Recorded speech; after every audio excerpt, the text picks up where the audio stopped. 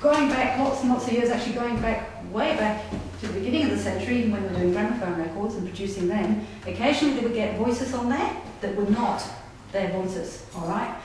Investigators all around the world, listening back to their voices that they have on tape and going through their audio, will often find voices on there that isn't them, saying things. So we've termed it electronic voice phenomena. How you do it is you will sit there, you will ask questions, you will leave a pause on your tape, all right, before you ask another question, in the hope that you will get a response when you listen back. Very controversial, even to skeptics as well, because me doing this with my clothing, if I'm listening back to it on audio, can actually sound like a whisper, all right? A lot of teams don't back this up. So what we do is we will videotape ourselves. So if I hear a whisper, I can get that videotape and see if we've moved our leg, if we've moved our arm. If we've taken a breath like that, it will all sound like a sound. So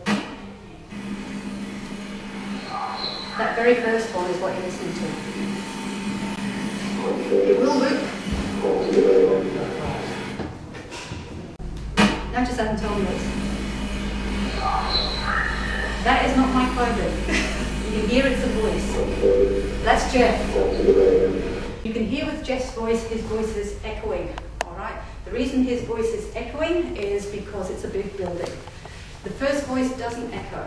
It seems like it was implanted on the tape. Now we do use brand new tapes as well, so we have no leaching coming through from past recordings. So we try and be careful there as well. That's Jeff as well. You can hear his echo.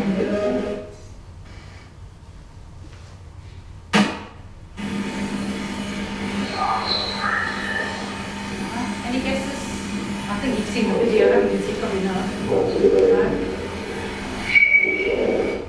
Alright, what we think it's saying, and that's the thing about EVPs, the other controversial thing is people will say, oh, but we don't know what they're saying until you say that what it is and then we can hear it, which is true. But I've also proved that I can do that with my own voice. I can say something, and unless you know what context it's said in, quite often you can't make out what I'm saying. So it's like it's in another room, EVPs, like it's muffled in another room. What we think it's saying, because I do lectures and I get people to tell me what they think they are, is Murphy. We can hear a surname Murphy. We think the first word is Sergeant. So.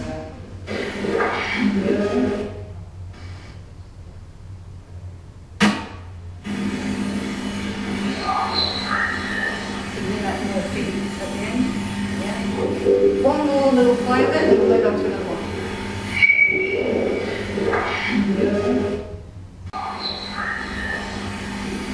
So that's that one. That's what we call a traditional EVP. We didn't hear it at the time, but we heard back. Anybody hear of Kapunda? Now this one's a bit creepy, so you might want to put it.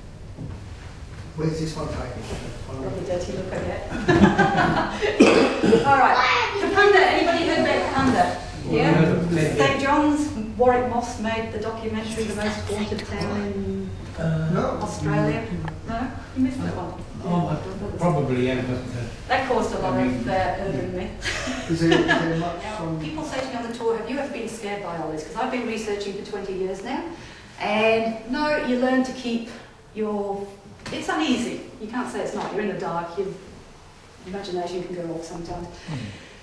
But there was one occasion when I was absolutely, it took me by surprise and I was absolutely terrified, all right? And that was Kapunda. Now, I have been up there 100 times before and I've been up 100 times since. It was just, for some reason, this one occasion. I will play you the EVP in a minute, but I just want to get you to know what the setup was when it happened. Now, St. John's is 5 kilometres out of the township. It's along dirt roads. If you scream, nobody's going to hear you apart from the sheep. And it's way out in the middle of nowhere. So what it was there used to be a girls' reformatory up there back in the early 1900s, late 1800s. If you go to the internet, you will see there was a mad priest who was killing the girls, raping the girls, causing abortions. It's all rubbish. That's all urban myth, okay? When we investigate, we do a lot of research onto the history. There was a priest up there. He was mentally sick. His name is Reverend Martin. And he is buried up there, but he was mentally sick. He was not killing the girls, he was not having sex with the girls, and he was not giving them abortions, but he was beating them. He was quite an aggressive man. And he was beating the sin out of them, if you like, putting them into a room, that sort of cruelty. Now, the church knew they had a problem. They moved the girls out, and they left him up there for another 10 years to die on his own. He did die up there, he got more and more senile, and he died of starvation eventually. So the church kind of abandoned him up there. So he'd probably be a very angry person, as you can imagine. All right, now, I went up there, cemeteries at the bottom, reformatories up the top of the cemetery. I had got into the car with my one team member, Amy, only girls in the car, and I had driven up to the reformatory, pulled into the tree line where there used to be a church standing, and immediately became terrified, unlike me. Didn't want to look at my driver's door. Have you ever had that where you don't want to look at a window because you're not wanting to see what's looking back at you at night? That feeling. And it's like, you just, and I'm like this going, I don't really want to look at my driver's door. And looking at Amy, and Amy started to get nervous. She said, "You all right?" She said, "I don't want to look at your driver's door." She says, "I feel like there's somebody very angry standing there." I mean, we're not clairvoyants or psychics or anything like that, but you could feel something there. Now, I had my headlights on. A shadow of a man passed through my headlights. The engine was off, but the lights were on, and there was a bang on my boot. Now, we had been there since daylight. It's high up. We can see when cars are coming.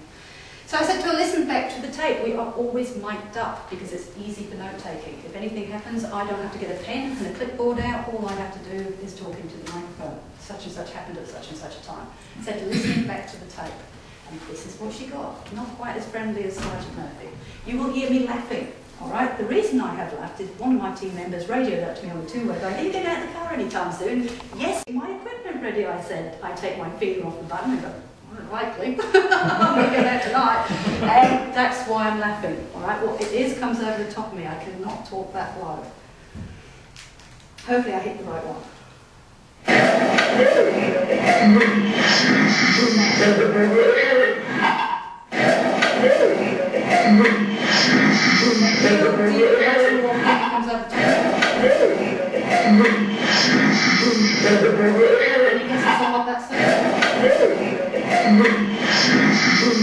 I can't get my voice that low.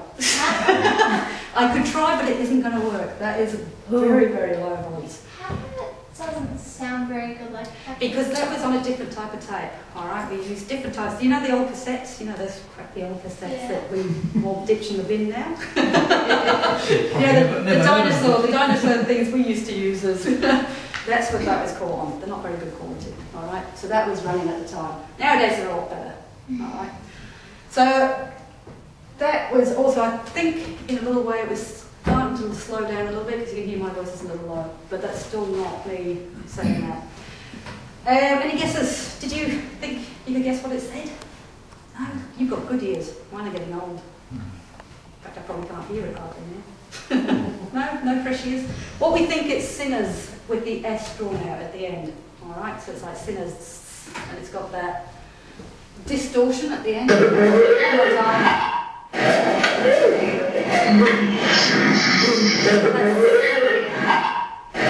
Reasonably quick words with them. We do keep the originals completely without mucking around with them. The only thing we do to them, if it's a really bad tape, is take the static out or just up the voice a bit with the volume so that you lot can hear it. So I'll play the original. Well, tired and stuff. And there's a library. Well, tired and stuff. Sounds like a man. There's only 2 female investigators in this house, and I know Megan's dad died a long time ago. I'm going to modify it now with the sound, so you hear it better. Well, tired and stuff. And there's a library. So now you can hear it. Well, tired and stuff. And there's a My name's library. Alison. Well, tired and stuff. And there's a library. I was in America at the time, all right, with another team over there. And when I got back, they emailed me to say they had a voice saying my name. They had it on video as well, so they knew that it wasn't them saying it. When I got back, I thought, oh, that's strange, because on the same day I got that email, I got this email from my own team members, who, Amy and Megan, were the only ones in the room at the time, talking about it and doing an experiment. She's winding the experiment up. You can hear her say, that's it, time's up. And she gets the same male voice going at Alison as well. So now I've got my name being said on 2 sides of the world. 2 different voice recorders, and I have no idea why. And it's a running theme, I keep getting my name on tapes. And so if anybody can tell me what it was, I've probably got a stalker in the dead world. All right, now, for those who, I don't know if you want to move on or if you want to stay, I'm going to talk something that I'm really not comfortable, less comfortable talking about.